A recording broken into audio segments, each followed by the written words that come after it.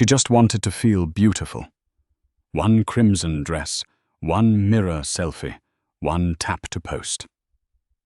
But when the most dangerous man in Chicago comments "delete it" from a private account and shows up at her apartment 20 minutes later, Penelope realizes some men don't just admire, they possess. Penelope Russo stared at the full-length mirror in her West Loop apartment, her heart doing a frantic, erratic flutter against her ribs. For the first time in her 26 years, she felt genuinely, undeniably breathtaking. Penelope was fat. She carried her weight in her thick thighs, her soft, pronounced stomach, and her heavy hips. For years, she had hidden beneath oversized sweaters, dark colors, and the defensive, self-deprecating humor society demanded of women her size. But tonight was supposed to be different. Tonight was her best friend, Bianca's birthday, and after months of grueling overtime managing a high-end Italian restaurant in the Gold Coast, Penelope had splurged. The dress was a custom-tailored crimson silk slip that clung to every single curve, dip, and roll of her body. It didn't try to hide her size, it weaponized it. The deep cowl neckline highlighted the swell of her chest, and the high slit exposed a thick, smooth leg. She had spent an hour on her makeup, pinning her dark curls up in a messy, elegant cascade. "You look like a literal goddess," she whispered to herself, practicing a smile. She picked up her phone, opened Instagram, and angled her body. She snapped 3 photos. In the best one, her head was tilted slightly, a soft, confident smirk playing on her red-painted lips, the silk practically glowing against her olive skin. Without giving herself the chance to overthink it, she typed a simple caption, "Seeing red." She hit post. Almost immediately, the notifications began rolling in. Bianca commented with a string of fire emoji. Old high school friends liked it. Her phone buzzed rhythmically on her vanity as she turned to grab her clutch and slip into her heels. She felt a rare, intoxicating surge of adrenaline. She was visible, and for once, she wasn't apologizing for it. Then her phone buzzed with a different rhythm, a single distinct chime that she had assigned to a very specific, very dangerous contact. Penelope froze, her hand hovering over her lipstick. A cold dread, completely at odds with her newfound confidence, washed over her. She slowly picked up the device. It was an Instagram notification. @DV88 commented, "Delete it." Her breath hitched in her throat. Dominic Vitiello. He didn't follow her. She didn't follow him. His account was private, bearing no profile picture, boasting 0 posts, and following only a handful of luxury watch brands and architectural digests. But she knew exactly who it belonged to. Everyone in her neighborhood knew who the Vitiello family was, even if the local news only ever referred to them as prominent real estate developers. Dominic was the head of the family. He was 32, ruthlessly pragmatic, and terrifyingly quiet. He was also the man who had bought the commercial building her family's struggling bakery operated out of 2 years ago. When her father couldn't make the rent, Dominic hadn't evicted them. Instead, he had walked into the bakery, taken one long, intense look at Penelope, covered in powdered sugar and flour, and quietly told her father the rent was forgiven, indefinitely. Since that day, Dominic had been a phantom in her life. He would show up at her restaurant, sitting at a private corner booth, drinking black coffee and watching her work. He never flirted. He never made small talk. He just watched. His dark, impenetrable eyes would track her movements, his gaze heavy and possessive, making her skin prickle with a mixture of terror and a forbidden, shameful heat. Penelope stared at the screen. Delete it.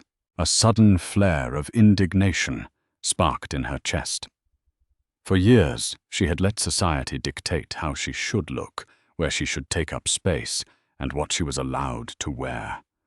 She had finally taken a step toward loving her own skin, and this arrogant criminal billionaire thought he could command her to hide it? Her thumb hovered over the comment. She could delete the comment itself. She could block him. But blocking Dominic Vitiello felt like playing Russian roulette with a fully loaded gun. Instead, her stubbornness took over. She typed a reply. @Penny Russo replied, "Excuse me?" "No." She locked her phone, tossing it into her purse, her hands shaking slightly. She took a deep breath, trying to steady her racing heart. I was probably just exerting control. He was used to giving orders and having everyone in Chicago scramble to obey. Well, she wasn't one of his soldiers. She was just a civilian, a woman going to a birthday party. 10 minutes passed. She poured herself a small glass of wine to calm her nerves, sipping it as she waited for the Uber she had just hailed. Outside, the Chicago sky rumbled, threatening a late summer thunderstorm. Her phone rang. It wasn't an Uber notification. The caller ID simply read, DV. Penelope stared at the glowing screen as it vibrated against the marble countertop.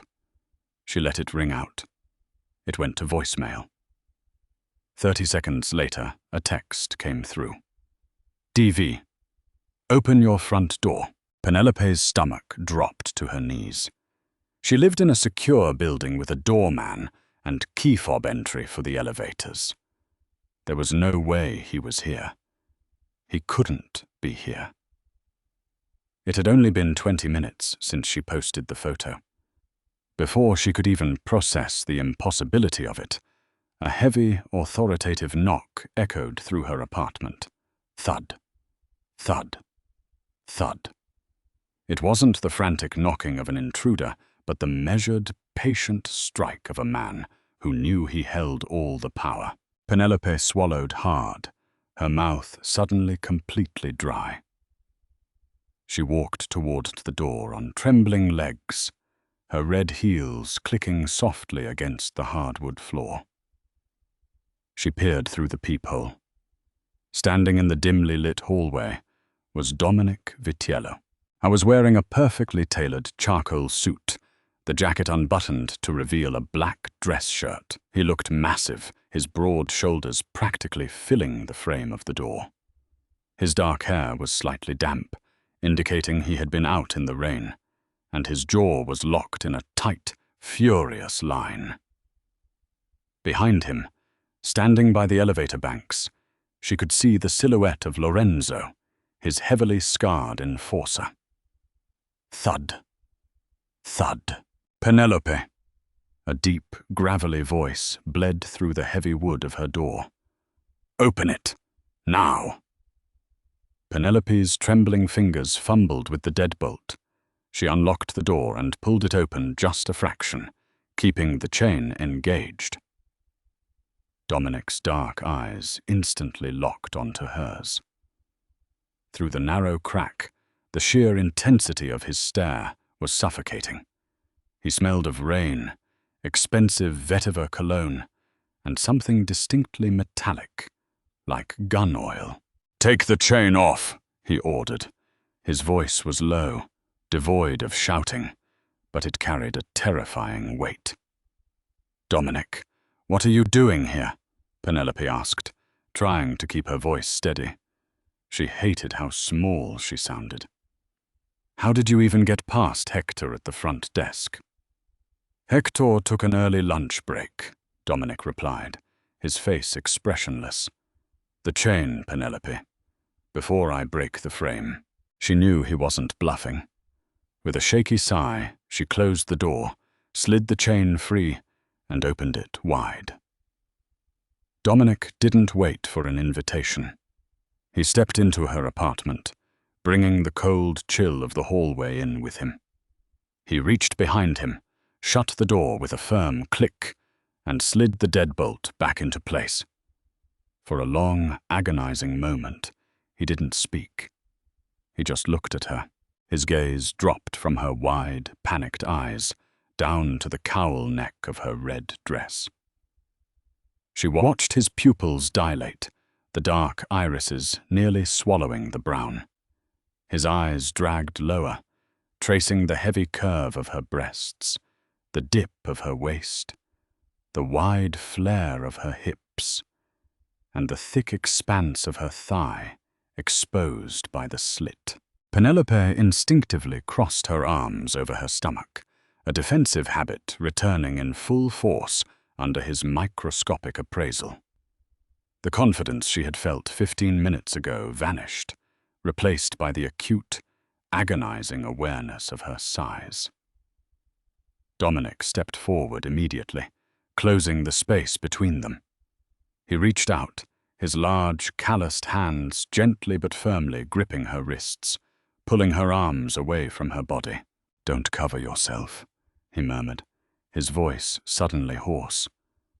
"Don't you ever hide from—" Penelope gasped softly as his heat radiated against her.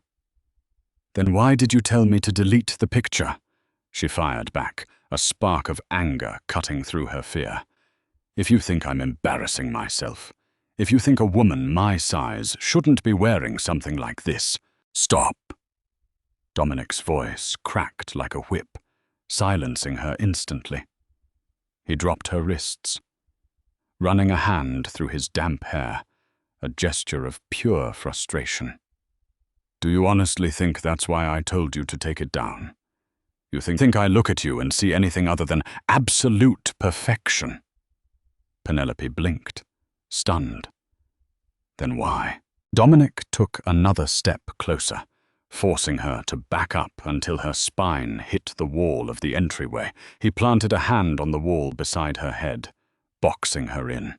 "Because," he growled, leaning in so close she could feel his breath on her cheek. 3 minutes after you posted that picture, it had 200 likes. 10 minutes in, it was saved 14 times. 14 men, Penelope, saved a picture of you looking like this to their personal devices. "It's just Instagram, Dominic," she argued, her heart hammering wildly against her ribs. "That's how the app works." "Not when it comes to you," he snapped, his composure finally fracturing. "Do you have any idea the restraint it takes for me to stay away from you? I bought your father's bakery so I could keep an eye on you. I eat at your restaurant 3 times a week, just to make sure you get to your car safely. I have kept my distance because my world is violent, and you are gentle." Penelope stared at him, completely paralyzed by the confession spilling from the most feared man in the city. "But you," he continued, his gaze dropping to her lips, "you put yourself on display. You broadcasted exactly what is mine to the entire world." "I am not yours," Penelope retorted, though her voice lacked conviction. Dominic let out a dark, humorless chuckle. "Tell that to the Moretti family." The name sent a spike of ice through her veins. The Morettis were a rival syndicate, operating out of the South Side. Their bloody feud with the Vitiellos was regular fodder for the city's underground rumor mill. "What do they have to do with this?" she whispered. "They have people who monitor my digital footprint," Dominic explained, his tone turning deadly serious. "They know I don't use social media. They also know I have a private account to keep tabs on my businesses. I have exactly one person on my search history, Penelope. You." He reached into his suit jacket and pulled out his phone, tapping the screen and holding it up for her to see. It was a screenshot of her photo, sent from an encrypted number. Below the photo was a text. "She looks sweet, Vitiello. Maybe we'll pay her a visit tonight." Penelope's blood ran cold. The red dress suddenly felt like a target painted on her back. "They intercepted the traffic on my phone," Dominic said, pocketing the device. "They saw you post it. They saw me comment. They know you mean something to me. By the time I saw that message, they already had your address." "Oh my God," Penelope breathed, clapping a hand over her mouth. "Dominic, my roommate, Bianca is already at the club." "Bianca is safe," Dominic interrupted smoothly. "Lorenzo dispatched 2 of my men to the club 20 minutes ago. They're watching her from a distance. She won't even know they're there." He looked down at her, his expression softening just a fraction, though the lethal edge in his eyes remained. "I didn't tell you to delete it because I was ashamed of you, Penelope. I told you to delete it because you are the most beautiful woman I have ever seen, and the thought of another man looking at you makes me want to burn this city to the ground, and the thought of my enemies using you to get to me." He trailed off, his jaw flexing. "I won't allow it." "So what happens now?" she asked, her voice trembling. "Now," Dominic said, stepping back and pulling a sleek black handgun from his waist holster to check the chamber before smoothly tucking it away again. "You pack a bag. You're coming with me." "Where?" "To a secure property I own in Lake Forest," he replied, his tone brooking no argument. "Until I deal with the Morettis, my men are already securing the perimeter of this building, but we need to move before they regroup." Penelope looked at her apartment, at the life she had built, and then back at the imposing, dangerous man standing in her hallway. She was fat, normal, boring Penelope Russo, a restaurant manager who just wanted to look pretty for one night. Now, she was caught in the middle of a Mafia turf war, because a ruthless boss was obsessively in love with her. "I can't just leave," she protested weakly. "My job—" "I own the restaurant, Penelope," Dominic stated flatly. Her jaw dropped. "What? Since when?" "Since you complained to me 3 months ago that the owner was cutting corners on the seafood supplier and stressing you out," he said casually, as if buying a multi-million-dollar establishment was equivalent to picking up groceries. "I bought him out the next morning. You have unlimited paid leave starting right now." He reached out, his knuckles gently brushing against the soft curve of her cheek. The contrast of his rough hand against her skin sent a jolt of electricity straight to her core. "Go pack," he commanded softly. "And Penelope?" She looked up into his dark, obsessive eyes. "Keep the dress on." The tires of the armored Cadillac Escalade hissed violently against the rain-slicked pavement of the Kennedy Expressway. Penelope sat rigidly in the cavernous back seat, the luxurious leather doing nothing to soften the overwhelming reality of her situation. She was still wearing the crimson silk slip dress, though Dominic had draped his heavy charcoal suit jacket over her bare shoulders before they exited her building.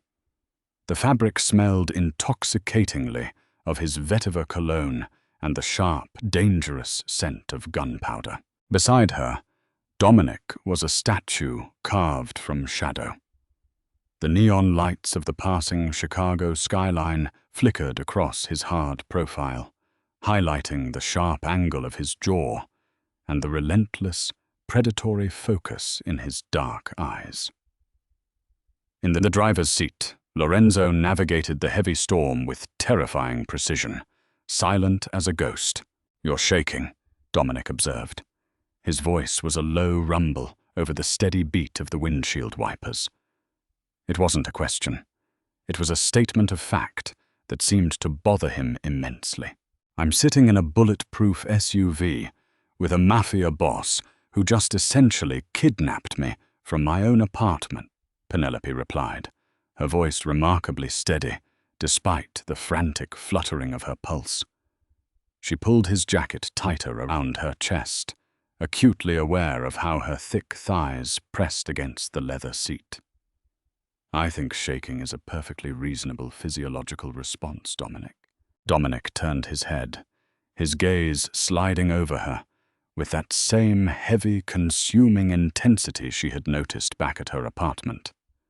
He reached across the center console, his large, calloused hand capturing hers.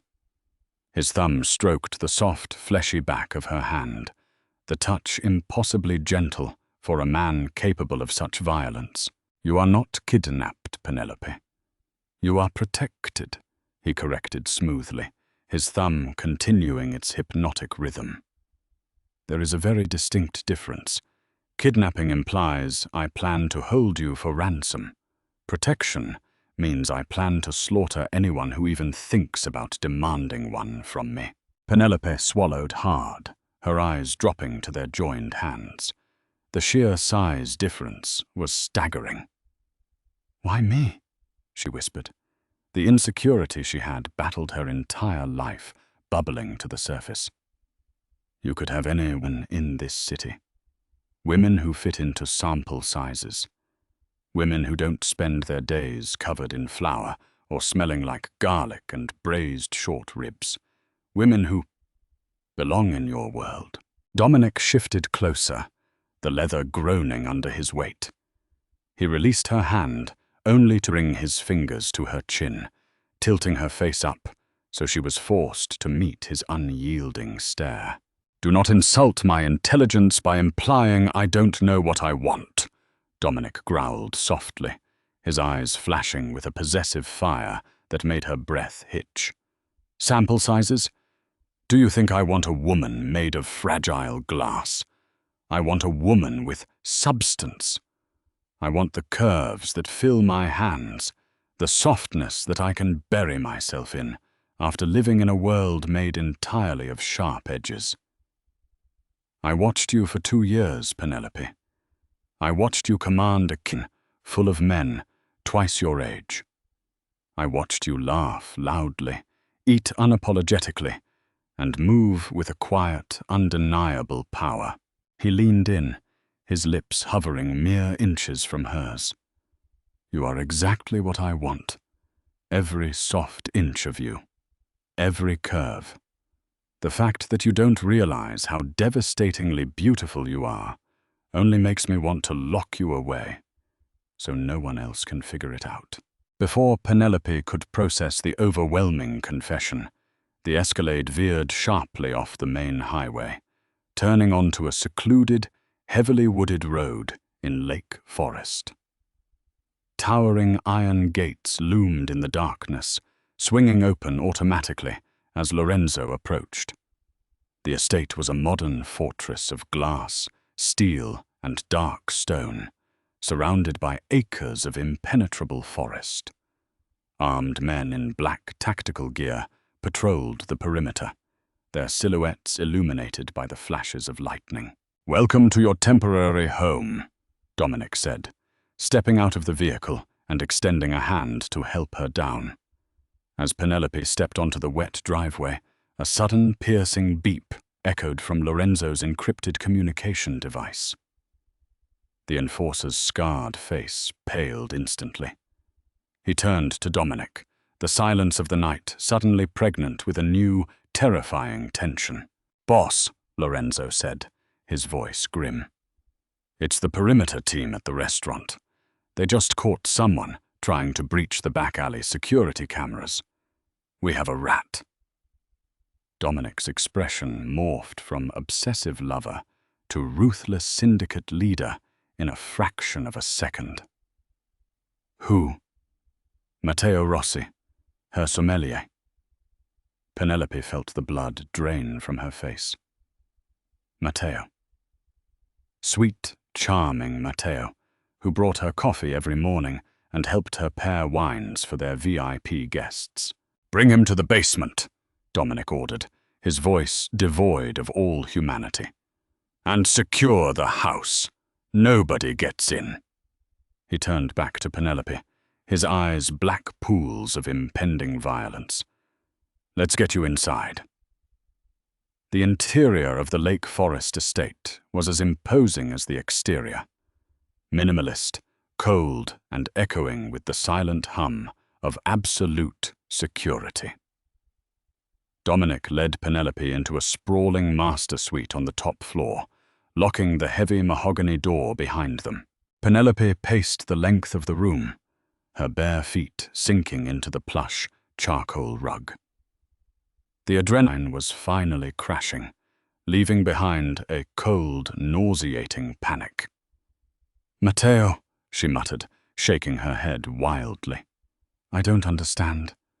Why would Matteo be working for the Morettis? He's a sommelier.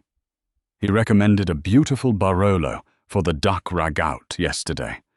He doesn't know anything about the Mafia." Dominic walked over to a crystal decanter on a low table, pouring 2 fingers of amber liquid into a glass. He handed it to her. "Drink. It will settle your nerves." She took it with trembling hands, the whiskey burning a trail down her throat. "The Morettis are parasites," Dominic explained coldly, stripping off his shoulder holster and placing the weapon on the nightstand. "They look for weaknesses. Matteo has a gambling debt that exceeds $500,000. The Morettis bought his debt 3 months ago. In exchange, he became their eyes and ears inside your restaurant." "But what could he possibly tell them?" Penelope demanded, clutching the glass. "I run a kitchen, Dominic. We talk about food costs and reservations." "He told them about me," Dominic said, his gaze locking onto hers. "He told that the untouchable, ruthless head of the Vitiello family comes in 3 times a week, sits in a corner booth, and never takes his eyes off the manager. He told them that I bought the building for you. He told them you were my only weakness." Penelope gasped softly, sinking onto the edge of the massive king-sized bed. "So the Instagram picture was just the trigger," Dominic confirmed, walking slowly toward her. "They already knew you were my obsession. But when they saw you post that picture, looking like a goddess drenched in blood-red silk, they knew it would provoke a reaction from me. They intercepted my network, left that comment to ensure I'd rush to your apartment, and planned to ambush me there." He stopped right in front of her, gently prying the empty whiskey glass from her fingers and setting it aside. He dropped to his knees, a position of total submission from a man who bowed to no one, resting his hands on her thick, bare thighs. "I underestimated their desperation," Dominic murmured, looking up at her with a fierce, burning devotion. "I thought I could keep you safe by keeping my distance. I thought shielding you from the blood and the violence of my world was the best way to love you." Penelope's breath hitched. Love. He had said love. "I was wrong," Dominic continued, his hands sliding up the smooth silk covering her hips, tracing the soft, generous curves of her stomach. "Hiding you only made you vulnerable. From this moment forward, Penelope, there is no more distance. You are not a civilian in the crossfire. You are the queen of the Vitiello syndicate." "Dominic, I don't know anything about this world," she whispered, tears pricking the corners of her eyes. "I'm just a normal fat girl from the West Loop who likes baking bread and drinking cheap wine." "You are a queen," he repeated fiercely, his thumbs pressing into the soft flesh of her waist, anchoring her to him. "And this body, this beautiful, perfect body that you have spent your life apologizing for, it is my religion. I will burn down the Moretti Empire. I will slaughter every man who dares to look at a picture of you, and I will drown Matteo Rossi in the Chicago River for daring to put you in danger, all to keep you safe." He leaned forward, pressing a reverent, searing kiss to the soft swell of her stomach through the red silk. The touch sent a shock wave of electricity through her entire body. "I will handle Matteo. I will handle the Morettis," Dominic promised, rising to his feet and pulling her up with him. He wrapped his arms around her, pulling her heavy curves flush against his hard, muscular frame. "All you have to do is trust me, and never, ever delete a picture of yourself again. Let the world see what belongs to me." Penelope looked up into the dark, dangerous eyes of Dominic Vitiello. She saw the violence there, the capacity for absolute destruction. But beneath it, she saw a terrifying, unyielding devotion that was entirely, exclusively hers. She had spent her life trying to shrink, trying to take up less space in a world that told her she was too much. But in Dominic's arms, her size wasn't a flaw. It was an empire he was willing to go to war for, slowly, deliberately. Penelope reached up, her fingers threading into his dark hair, and pulled his face down to hers. "Burn them all to the ground, Dominic," she whispered against his lips. And as the storm raged outside, the Mafia boss finally claimed his queen. Did Penelope make the right choice by leaving with a ruthless Mafia boss, or is she stepping into a trap far more dangerous than the Moretti family? Drop your thoughts in the comments below. If you loved this intense, twist-filled Mafia romance and want to hear more thrilling stories about fierce women and the dangerous men who worship them, hit that like button, share this video with your fellow romance book addicts, and subscribe for your daily drama fix right now.